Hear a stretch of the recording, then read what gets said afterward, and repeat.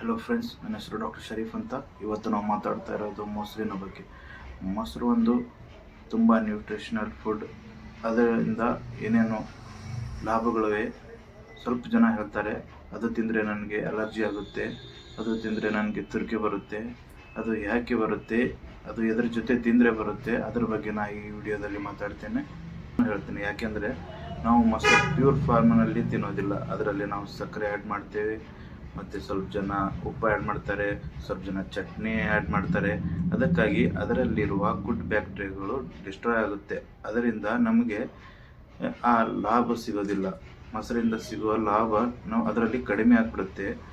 ಮತ್ತು ಅದು saturated fat ಇರುತ್ತೆ, ಸಕ್ಕರೆಯಲ್ಲಿ, ಉಪ್ಪಲ್ಲಿ ಮತ್ತು ಕೆಮಿಕಲ್ಸ್ ಇರುತ್ತೆ. ಅದರಿಂದ ನಮಗೆ ಅದು ಸೈಡ್ ಎಫೆಕ್ಟ್. ನಾವು ಮೊಸರು ಹೇಗೆ ತಿನ್ನಬೇಕಂದ್ರೆ, ಅದು ಹೇಗೆ ನ್ಯಾಚುರಲ್ ಫಾರ್ಮ್ನಲ್ಲಿ ಇರುತ್ತೆ ಅದೇ ರೀತಿ ನಾವು ಮೊಸರನ್ನು ಸೇವಿಸಬೇಕು. ಇಲ್ಲ ಅಂದರೆ ಅದರ ಲಾಭಗಳು ನಮಗೆ ಸಿಗೋದಿಲ್ಲ.